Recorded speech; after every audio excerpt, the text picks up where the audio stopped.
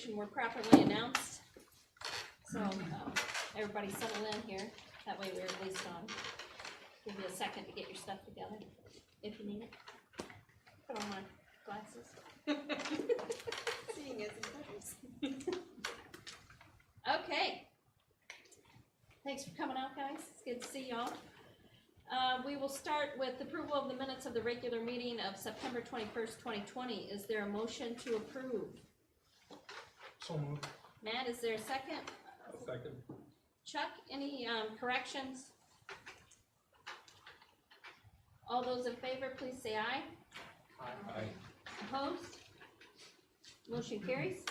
We have payment of the bills. Is there a motion to approve for the month of September the amount of $1,061,756.87? Jennifer, is there a second? Second. Brian, any questions or discussion? Yeah, there was one question on let me get to it, I apologize. There is a line item that makes it look like our FFA wrote out a check for $21,000. Patty, what was that amount again? How did that work? $6,250 was included in the amount of $21,546.42, which was our credit card payment. So it was, yeah. For some reason that line, I don't know why that line item showed up there, but it was included on that credit card payment. So I think FFA was in a credit card with a bunch of other things, and somebody used the first one and about the 20 other things that were ordered on it. So that wasn't all FFA, but good catch, thank you. they better got pretty Yeah, awesome stuff. yeah, exactly, $21,000. exactly. Getting into herd cattle now. I have few steers. Yeah. Okay, any other questions? All those in favor, please say aye. Aye. Opposed? Motion carries. And the cash summary? You know, one thing I just want to draw your attention, a pretty quiet month, but bus passes, you can see the second item down. And this is one of the things that we have done for our village residents. In the past, last year, we had to take and stop a lot of bus passes because we needed to make sure we have enough room for everyone else. Well, this year, the way we have it set up, we're actually sending out a second route. We go out, get all our kids from all the other parts of our district, come in, and then a shuttle goes out and picks up all our kids, all the families that want to use our bus service. We ask them, Patty, is it $50 a semester? $50 a semester, and we can go pick them out, and we have enough time to do all that. So this is just one of those little extra services that, because the buses are ours and because we have the drivers, we're able to do. So, you know, honestly, as far as, we're probably lucky if we're breaking even with it, but it's in the whole grand scheme of things, it's another service while still reducing that overall transportation cost by almost, 30% or whatever that number was, so.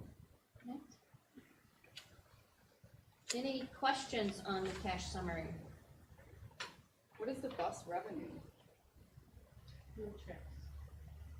So another thing we're doing is we've been asked from other districts to provide transportation for theirs. So some of the private schools, we've actually done field trips, and our bus drivers are taking these and picking up other students and doing that. So that's allowed us to do it, and some of that revenue is we're asking for those field trips we can do. A class would usually cost anywhere to go to the pumpkin farm, was probably going to be a $200 day just to go to Speakers and back. Now we're charging them 55 cents a mile, and as long as they're using Rachel, who's here anyways, our students can go on a field trip for 25 bucks.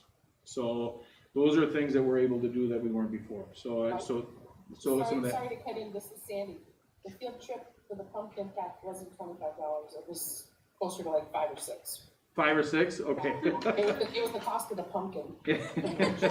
Nice. That PTO money is gonna go a lot farther. It goes a these days. lot farther now, yes. So the deal we have with our teachers are, Rachel's here anyways, and she's doing her job.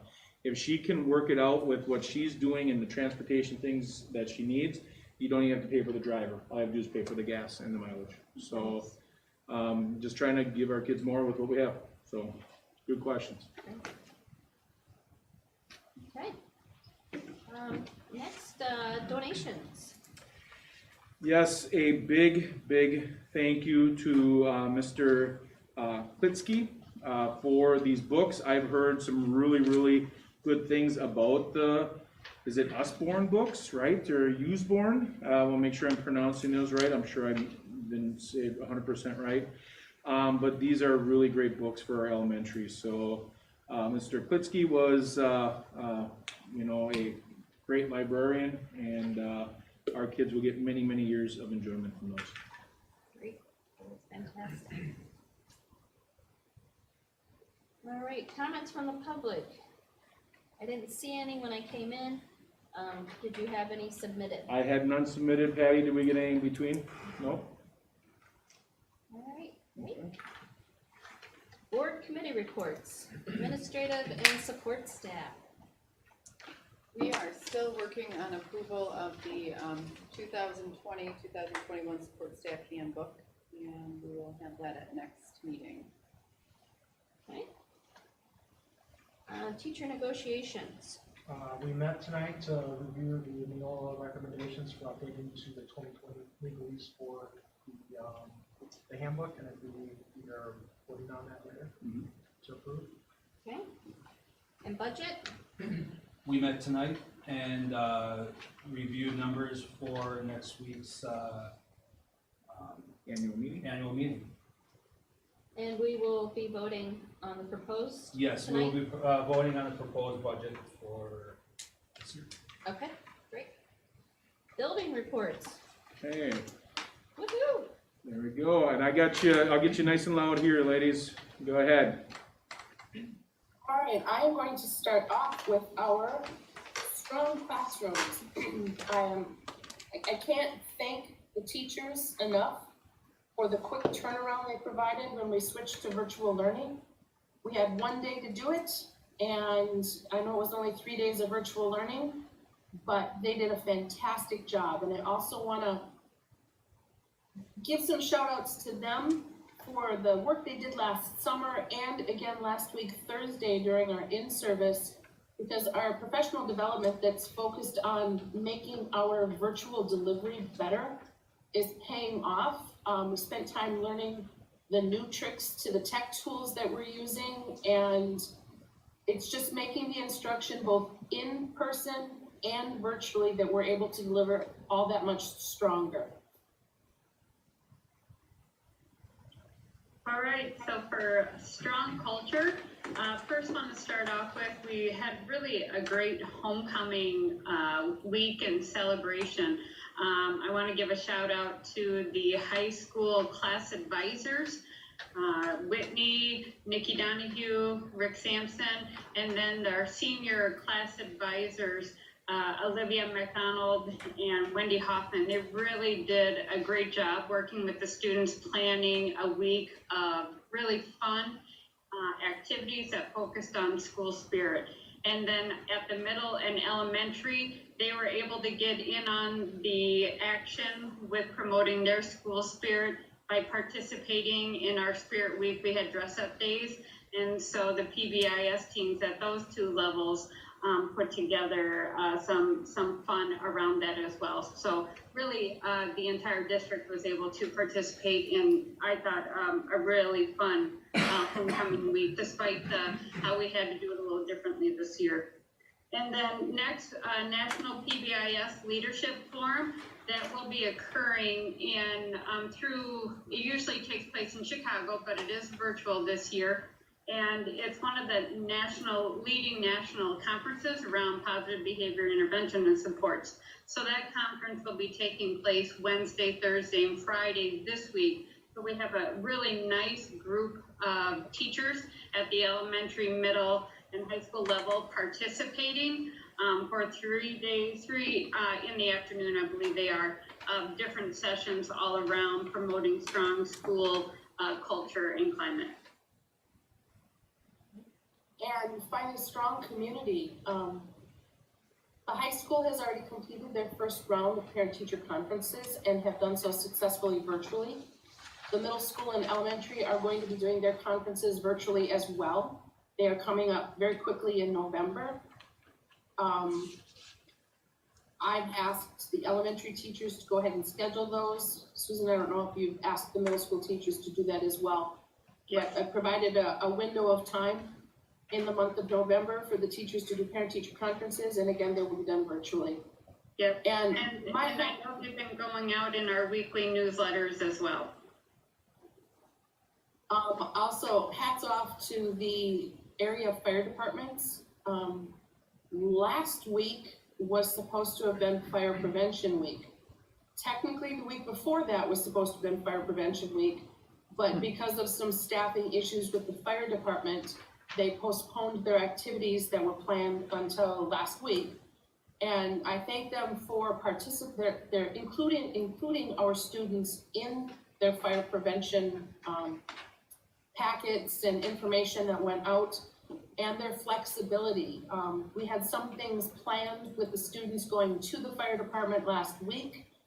Some of those are rescheduled for this week, and Becky at the fire department in Random Lake was very, very flexible in coming up with a different way, because once she discovered that Fire Prevention Week that they had slated was a 3-day school week for us, she got pretty creative with the fire prevention presentation and a movie night that they had at the fire station last Saturday night.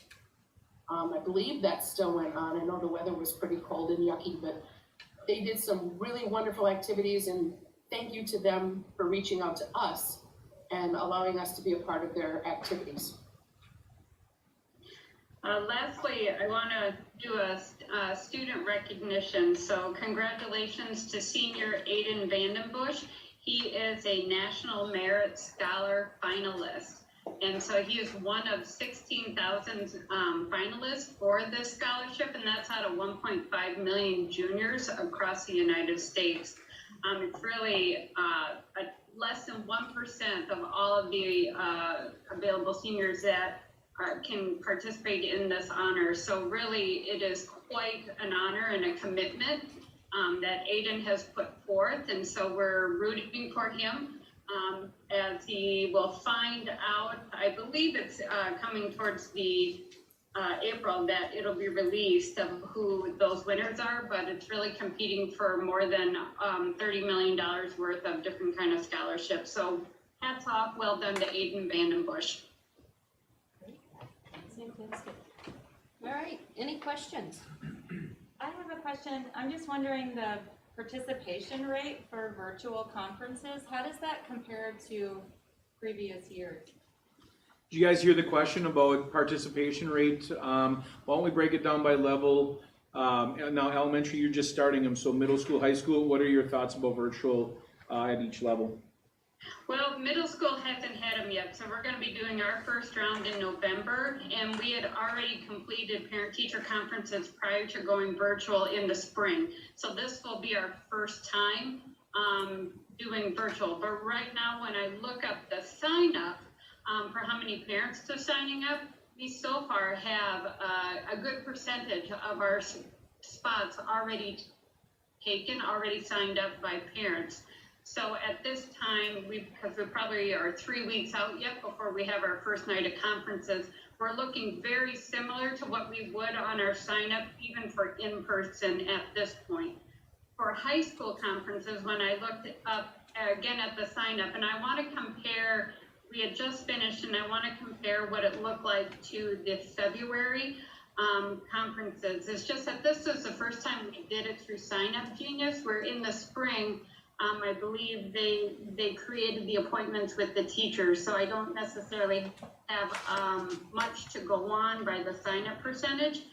But I would say that definitely our freshman and sophomore classes, we have probably had a lot more signed up for conferences than it looked like our upper level classes. But I want to take some more time to dig into that data a little more. Okay, As far as elementary is concerned, we do have a pretty good sign-up rate so far. The teachers have started reaching out within the last week and a half, almost 2 weeks now. And we've stretched the conference window a little bit. We are starting November 2nd and going through November 13th. So that has been allowing a little bit more flexibility with evening times, some morning times, and even sometimes during the teachers' specials. We're trying to accommodate work schedules for parents and when it fits with where the teacher is available. But our sign-up rate is pretty good so far. And our goal is always 100% for the elementary. But that was a good question, Rainey, for us to be checking to see how that is going compared to in-person. And I know anecdotally, I had one high school staff member say to me Thursday that they had more conferences this year than they remember any time, that it seemed to be more convenient for parents. So that's what we hope, but please listen to our friends out in the community, and is this more convenient? I've always felt like the traditional parent-teacher conference was getting a little archaic with, just their grades are there. You parents have more insight to what we do in schools than they've ever had in the history of education. Can we do things that are even more impactful? And maybe we don't have a day, but we have different ways to do this so it doesn't have to be a formal time. But when a student needs some help, we shouldn't have to wait till November to happen. We can have those conversations way before. So it's a good question. And we've already been having our student success plan meetings with those students that are receiving additional interventions already. And I'd say over 90% of those have already been virtual this year, and we've had great attendance. Okay, thank you.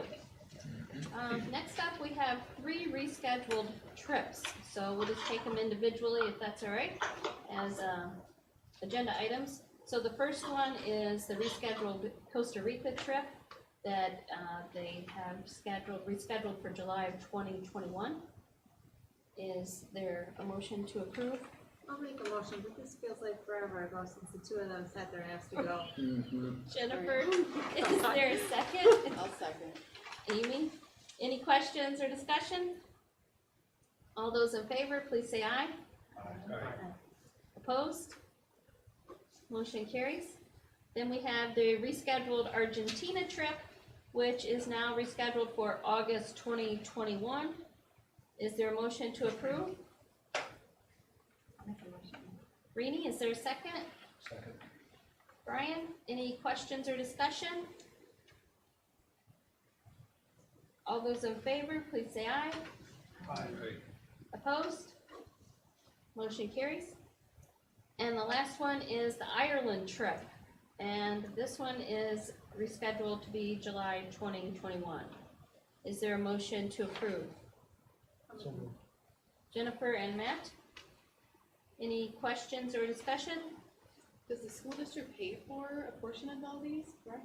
No? No. Everything's fundraised? Yes. Any other questions? This is a little far-fetched, but they check with the State Department to make sure, I'm sure Ireland is not a problem, but Argentina and Costa Rica, where there's any concerns or warnings about travel?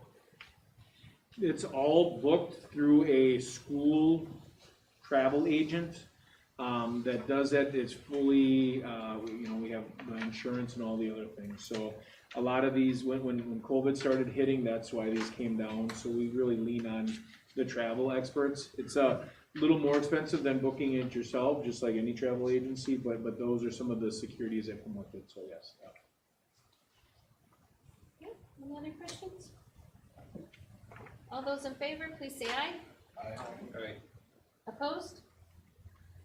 Motion carries. We have notification of students pursuing college course studies.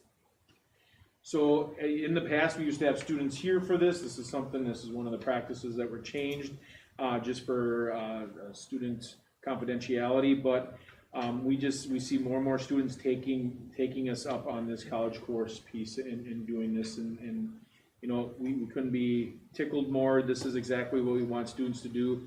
You see students take an EMT, think of what we need. Just in this community alone, we need more EMTs in our volunteer fire department. We're able to do some of those things in the schools. So every time I see this is always one of the best parts of the job, is when we see our students actually getting into their career path before they graduate. So good stuff. Great. The 2021 budget. I think I got all the 20s in there, I'm not sure. Patty? So we have a proposed budget this year that includes expenditures of 13,137,708, which includes the general fund of 9,860,676. This is about 12,000 higher than last year, our total expenditures, but our general fund is down. This proposed budget will raise our total school levy by 6.11%, but it will bring our levy rate down 3 cents. Numbers may be subject to change a little bit as I got my numbers certified after I had to have it published in the South there, so. Okay. Any questions? Can you explain that a little bit better? Like, the taxes go up at all, or they stay about the same? They're going down 3 cents. 3 cents per 1,000. Is there a motion to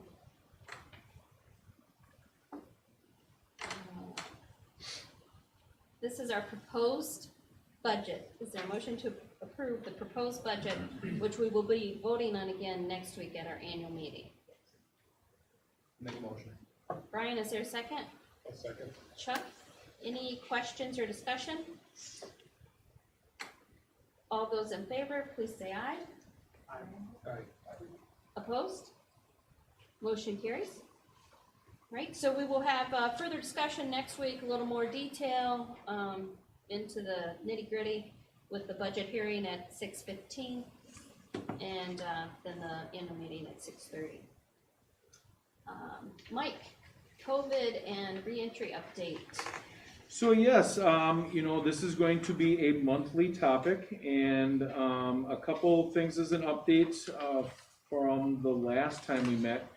As you know, we just came back today after being out for 4 days for virtual. Really, that was a situation of some staff and some student close contacts, not even close contacts, just overall lots of contacts and waiting for some testing. So one of the updates I'm really excited about is I feel very fortunate to work in Sheboygan County. We are starting a practice around all the superintendents we met today doing a fast testing kit. So CISA 7, Sheboygan Falls, and Kohler are going to be hosting it, that we can actually send our staff to this. It's a district-sponsored clinic, have them tested, and we can find out the next day. One of the biggest issues we keep running into is by the time we find out somebody's positive, it's already been 7 days, sometimes more. And it really dependent on the provider. Sometimes we get it in 48 hours, 24 hours. Sometimes we get it 3-4 days. In some cases, we can't even get an appointment for 3 days. So this is something the districts are working together so we can find out and be more immediate on what's going there. So who did you say? Staff? You can This say? is for staff. Okay. So for this, districts, we will pay, as a district, we'll pay for this for staff. It'll be $100. But the rub is right now, we have a staff member who is out because they have symptoms. They cannot get an appointment till tomorrow. And then once they get that appointment tomorrow, we will not get it back till Thursday or Friday. So if you have symptoms that are probable for COVID, you're missing at least 4 days of school. Now, we can do it every day. We know where you can go. It's a 2-hour window. You can be back within 24 hours. So it's going to be a savings on subs and a lot of these other things. So we'll kind of see once. We don't know exactly when this will start. I'm hoping by our next board meeting. I hope we don't have to use it often, but when we do, it's going to be a quick way of making sure we're making the most immediate answers and trying to get that as much as possible. Hypothetical on that one. Yes. If we have a teacher that is tested because they have probable symptoms, test negative, are able to come back, a couple days go by, they still have probable symptoms, would they be tested again to make sure that that first wasn't too early? So let's say I have a fever and I go get tested and I come back negative. you still shouldn't come back to work till you're 24 hours past those symptoms. If those symptoms persist and you go again, we could do a test again, but just because you pass it doesn't mean we want you back, you know, we want to make sure people are healthy when they come back and all those good things. So yeah, I mean, we can test them as much as we want, but those are some of the nuances we'll be working out. And when you have 8 different districts working together, we'll see once, hopefully 2 hours a day, every day, 5 days a week is enough for everybody. We'll see how it goes from there. So does each district have a 2-hour window throughout the day? No, Or it's just 2 hours for everybody? 9 to 11 every day. At one of the, and there's, this one we didn't get on board as one of the test sites because we're kind of in the corner. No, we weren't centrally located, so the centrally located districts each took a day. So once we have that down, it's Tuesday, we can say go to Falls, it's a drive-through test and get it back later that day. So that'll help us with running staff. What are the districts again? All Sheboygan, all public, except Sheboygan Area School District, they're not confirmed yet, but all the other public districts are thumbs up and going forward. Okay, great. Support staff handbook, you guys are, pushing that off, is that accurate? For, to next month? All right. And the teacher handbook for 2021. Stop them with the 20s. Too many. Who's that? Who's the chair? Teacher of them? negotiations? And, would you like to make a motion to approve? So moved. All right, is there a second? Okay. Brian, any discussion, questions? I do. I'm wondering on the non-discrimination statements, I'm just wondering if we can simplify this language. So many things keep evolving and the list keeps growing, and at the bottom of that list, What there page? were, oh, I'm sorry, that's page 7 or page 10, I can't remember. Let me find it.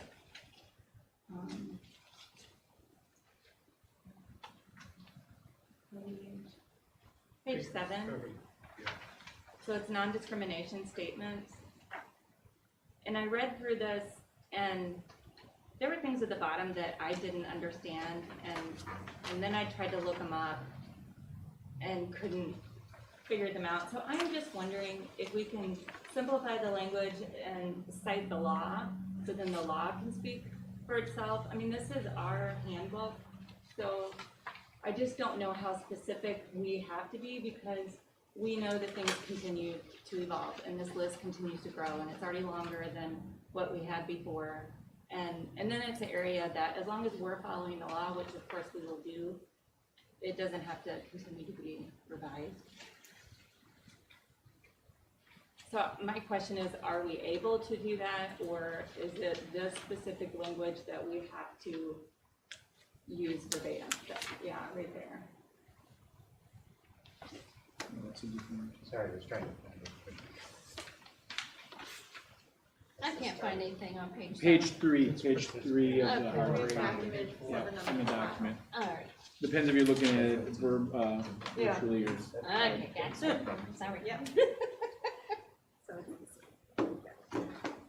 So I guess my caution to anything is, with this, I've learned not to be smarter than lawyers. And this is all crafted by lawyers for many, many reasons.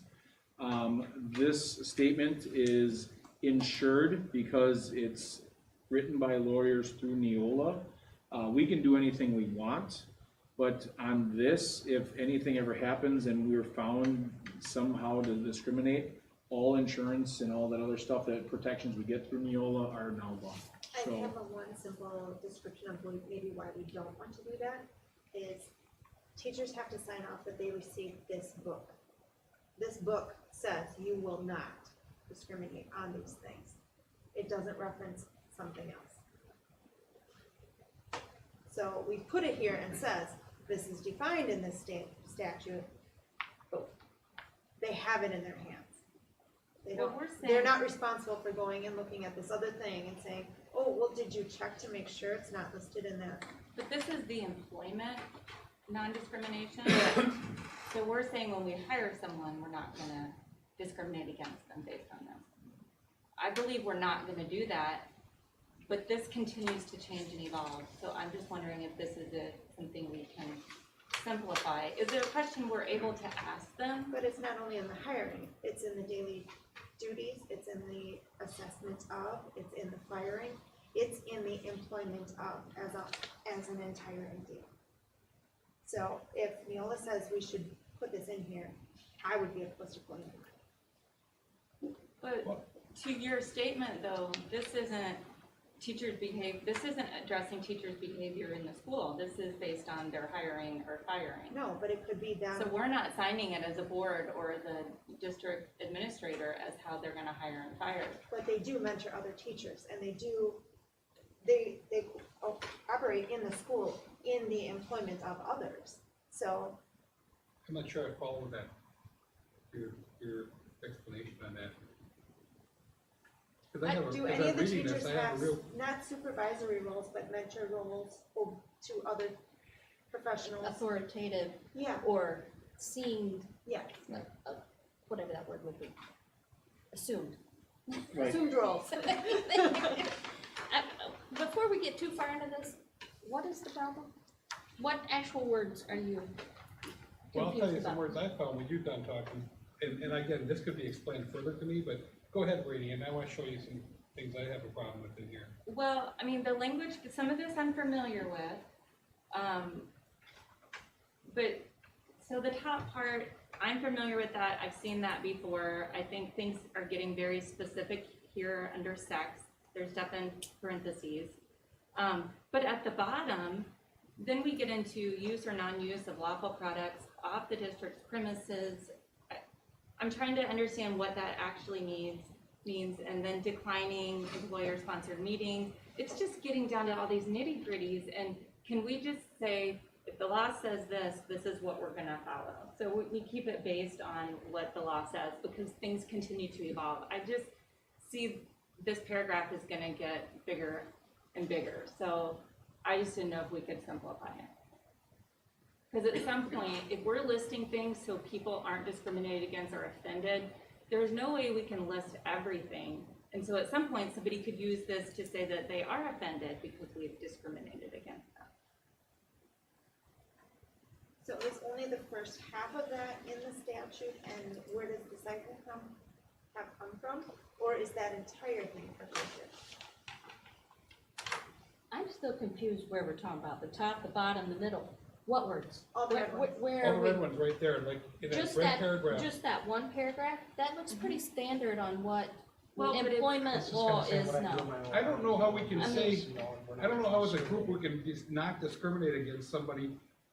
If they have an arrest record and they have a conviction for a sexual assault of a child, how can that be protected? I don't get They that unless wouldn't I'm be missing hired. something here. Where does it say they're protected with the? Well, it This says says- conviction record, Conviction record. arrest record. for This unlawful this use was of new fire. language to me, so I just didn't understand it, and I have been very familiar with discrimination policies and statements. And so when I saw this new language and I tried to understand it, it just got really confusing. So that's why I just thought, can we generalize it? Are we allowed to do that? Or do we continue to have an evolving list? Some of these I just bring into question.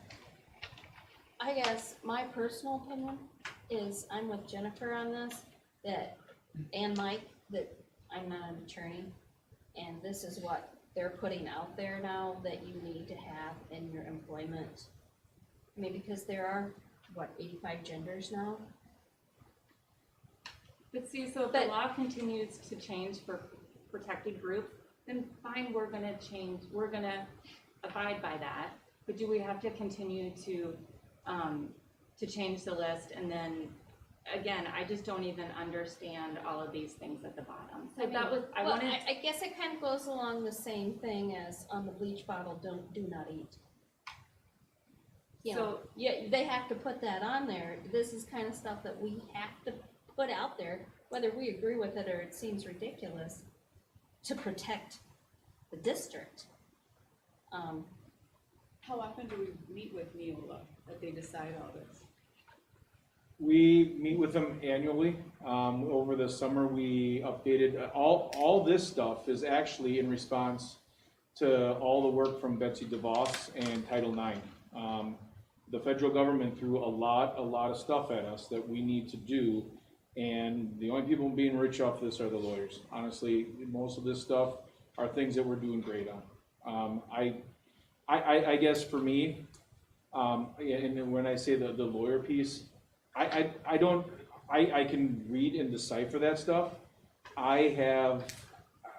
To go and debate a lawyer on why they did it one way or the other, we can do that at about $500 an hour, or we say, hey, this is the way we do and go forward. So I don't know. It's frustrating because all this stuff and the training, I know Susan and Sandy and myself collectively have, forgive us, 9 or 18 hours of compliance classes that we have to go through.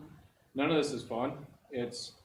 It's another way that the Department of Education is really just making education harder instead of actually improving it. So that's my little soapbox on this stuff. And we pay something like $100 million for that. So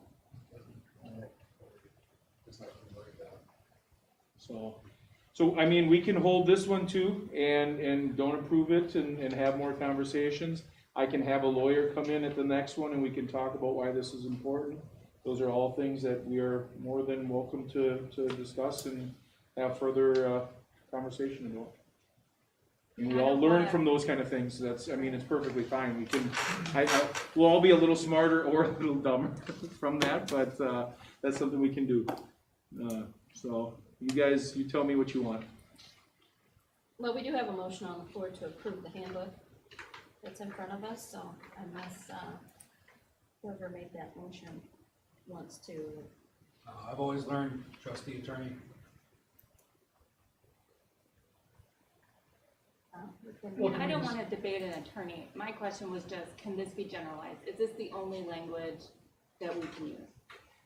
And have it Neola approved, yes. Yeah, because they give us kind of here's the things. They sit down in a room with 20, nationwide with 20 lawyers, and then they debate on what should go, and then it goes out to all the schools. And we need it Neola approved for our insurance or? For them to back the policies, yes. I mean, is there a chance if we make it random eight guys that we'll get some sort of litigation on that? I mean, you can roll the dice on it, it's probably not gonna happen, but it's just another step of opening a possible door.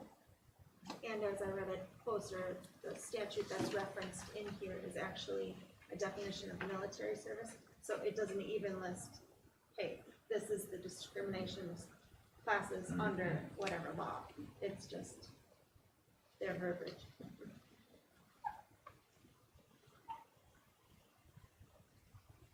Anyone else?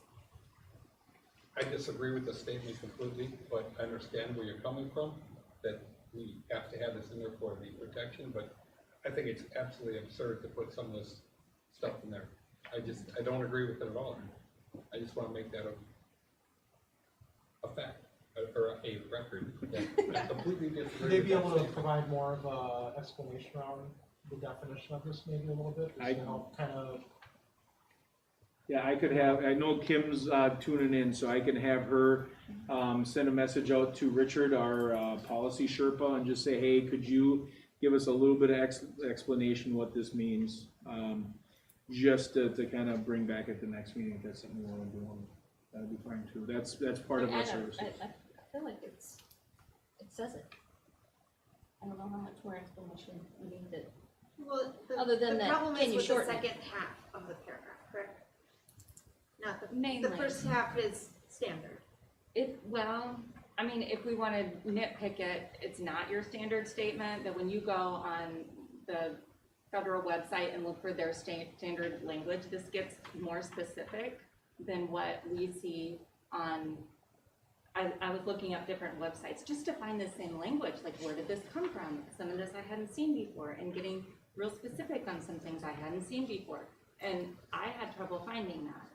So that's kind of what brought the whole question in mind. Can we generalize it, kind of like it's done on, I looked on the Title IX site, I looked on, another government site, and, you know, I wasn't finding the same language that was here.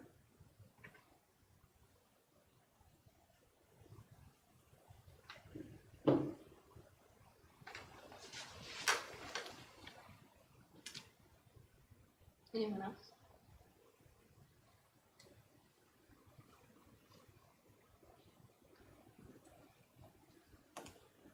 Okay, there is a motion on the floor to approve the handbook. All those in favor, please say aye. Aye. That's 2. I vote aye, that's 3. Nay? Hey, Nay. I would like to understand it. 4? No? Okay, Yes, we're already gonna review the support staff one next week. it's for the same next month. reason? Yeah. Oh. Okay. That might have been good to know before Sorry. all this started. Yeah. Okay, so the motion failed. And we'll come back to that next month. In the meantime, Mike, you're gonna do some checking? Yep. Or is that what you, maybe we should ask that. Do you want an attorney? Is that what you're expecting to see next, before we can vote on this again? I think that would be the appropriate thing to do.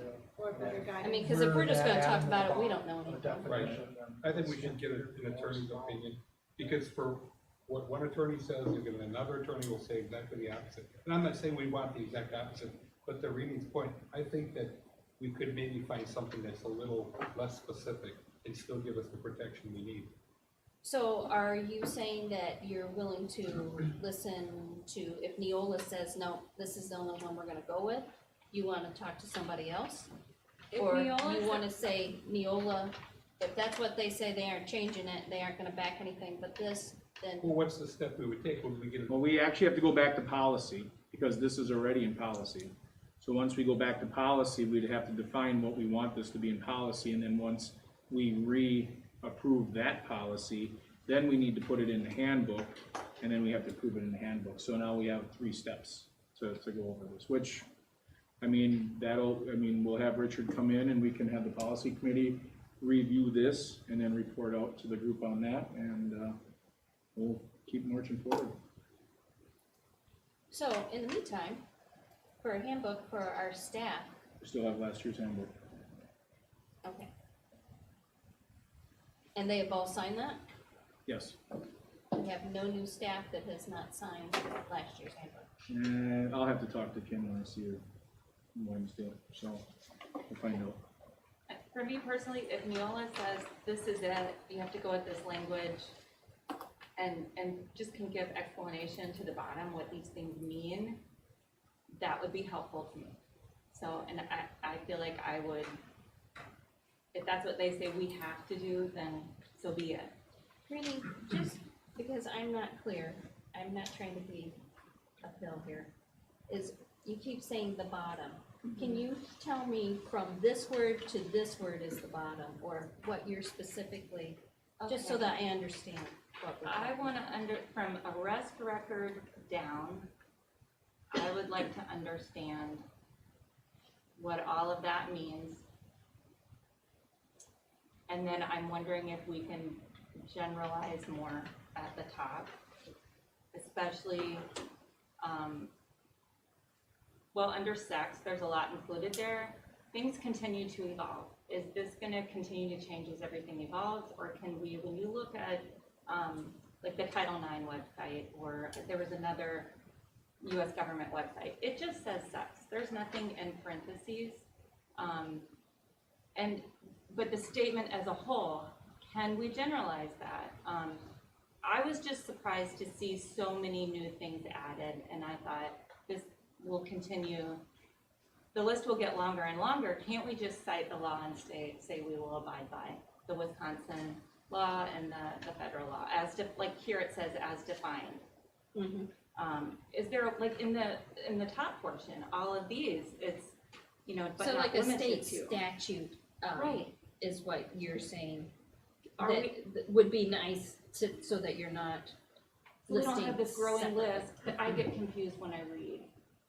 So you'd rather go back to the original paragraph that's, Yes, yeah, you know, struck that's from this? pretty standard, versus- I'm used to reading that, I don't know, questions pop in my mind. But, I mean, the same, when I read conviction record, I'm like, what does this mean? And, you know, and so, and then I continued to read on, and I was just kinda taken back by all of these. It was a big change, and I just didn't understand all of it, so. So it really is saying the same thing, it's just not spelling it out. The Correct. one before, because we cannot discriminate on their conviction record, like at sea. Like felons, you know, you're not allowed to do any of that. So we just are spelling it out here where we didn't before. Okay, okay. I got you now. Thank you. Okay. Thank you for the clarification. All right, so Mike, you know what direction Yep, to go we'll now? bring it back. We have enough We'll clarification? probably, we'll have Richard or somebody here for committee meetings, and then we can talk about at each one of the committee meetings, we'll do teacher and support staff, and then we can ask all the questions that we need there. and go from there. Question there is, you know, even if you take those two committees together, if that's all we're talking about, it's the same thing. We could do it as committee, I mean, You know, we'll so have that 6 we're of the not 8. paying him to come to this committee Right. and to that committee and to the whole board, that if the committees that are with Yep. this, he meets with those people, they're okay with it, Mhm. then we can bring it to the full board without him. Sure. That, I mean, you know. Cause most of you guys, I'm not on that. You're not on it.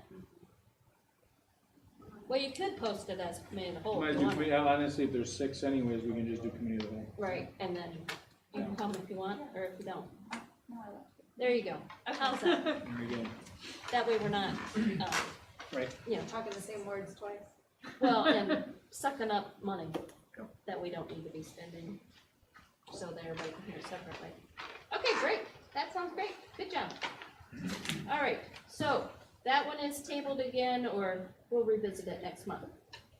Co-curricular coaches and advisors. We have a list of, well, these are mostly advisors on this one. Not front page. Then we do have coaches on here as well. Anything new, anything different, exciting? Questions? Can I just ask where, like, all these coaches and advisors, like, there's a handbook for support staff, there's a handbook for teachers. Where do these people fall in a handbook? No, actually, Not it's in the in- teacher. Yep. We were talking about that, it's on page 31. That's, yeah. 28 of the teacher handbook, compensation for co-curricular advisor and coaching duties. In the teacher handbook. We'll pull it up here. Thank you, sir. Well, no problem, just trying to. That's, Page 20. There you go, right there. Compensation for co-curricular advisor and coaching. Oh, good. I felt like they were left off, and I figured they were somewhere, because they weren't in the support staff handbook. And we don't, you know, I'm sure they must have to follow the same policies that everybody else has to follow, right? Yes, yeah.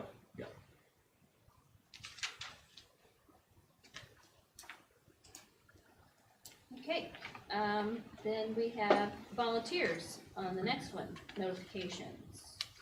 Boys soccer assistant. Any questions or, is this a new person? Greg Denman? No, it's a great question, I don't know. I would say it's probably a new volunteer that's helping I out. don't know if anybody knows that, I don't recognize that name, so. Okay, well, that's good, we got some new people in here.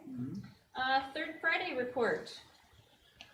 Okay, you had the report. I did a couple things here, just, as you can see, butts and seats were down. We projected about 20 students down. That's where we're at. It's kind of that same progression. And open enrollment in and out. We had more open enrollment in than we've ever had, but we also had more out than we ever had, which is an interesting piece that we are kind of looking at and trying to diagnose what are some things we can do to combat that. So, Okay. Is a lot of the outs to a virtual and a couple other local. There's not one big one. There's a bunch of them, and some of it seems to be just the overall size of our district. In some cases, you live closer to the district of choice instead of your home district, and yeah. Were there more students open enrolling into our district because of the 5-day-a-week, expectation here that we had for quite some time? We heard some of that, but I think there was some more that also went out because of the 5-day. It's if I've learned one thing this year, you can't please everybody, and everybody has a little different thing that they want. I can tell you districts across the state seen more open enrollment applications in and out and everything else, because every family has what they're looking for, what they need, and we tried to offer as much as we could with that. So I know Kim and everybody was more inundated with ins this year than other years, but even with more outs. So it was a little bit of a horse piece there. I know we had asked about this, like some of the home sales in the area, because there has been more homes for sale in the area. Are we providing information to some of these people moving into the district? I thought there was talk of that. Oh, we talked about giving like our folder out Right. to realtors There you go. and even people outside of the district. Right. Yeah. And then we noticed there's one realty website where it ranked one of our schools pretty low, and it was totally inaccurate, I thought. Very inaccurate. But when you're looking for a home and it shows you how many stars your school has, I think it was our elementary school, one of them, I'm just not sure where the data came from. Yep. So it was quite alarming, actually. So, and it's different, there's different online ratings of schools, and the longer they lag, the harder some of the successes we've had in the last few years show up there. So, yeah, we've tried to gain control of niche and great schools, and there's new ones that pop up every day that then all of a sudden they have their own, or you have somebody that wants to rate us as a 1-star, consider to a 5-star. So it's, I even forget the name of that one. I looked into that after we talked, and yeah, it's a full-time job there, just trying to navigate all the people that want to rate schools and do all that other good stuff. So yeah. Okay. Informational? That's you? Informational, a couple things real quick here. Had our legislative breakfast this morning. I can tell you not much is going on. Everybody's focused on the election. I can tell you public health, we have been meeting weekly with them. We have another meeting tomorrow, so that'll be an interesting topic. Not exactly sure, but usually our meetings are on Wednesday, and they asked us to meet tomorrow. So that'll be another fun one. The turbine, so we are, as you can see, the blades have come off the turbine. So that's something we're working on. The crane will be coming in the next few weeks, and I think we're fortunate to be able to be out of that business without it costing any. I know Chuck and I had a conversation today with a community member about just how nice it was having, and we agree with her, but with taxpayer dollars and everything else, I think we are where we are with that. If you're getting back, we did the Francis Murphy tree has been planted. We had it for our homecoming game, so if you see the big tree back there, we're happy to get that all on there. And I think I put on here the next right thing. It's our district motto. If I haven't discussed it here, it's how do we get to that next thing? What's that next thing we're going to do? The next right thing for us was to have everybody come back today, and it was a successful day. And we'll just keep working and marching on and getting through the school year. So I think we're good there. The one thing I did want to put on everybody's radar is a retreat We always do a fall retreat. So sometime after the meeting here, let's find a date where I can do a doodle poll and get a time for us to spend 2-3 hours and just kind of talk about where we're going, where we've been, and what that direction is. So Sounds good. Can you do the doodle poll? I can do a doodle poll. Okay. I will do a doodle poll. Do we want to stay with Mondays? Are there other days of the week that we can think that are great? Tuesdays are good for me. Okay, Mondays are just. Mondays or Tuesdays? Anybody says no on Tuesday? Either works for me.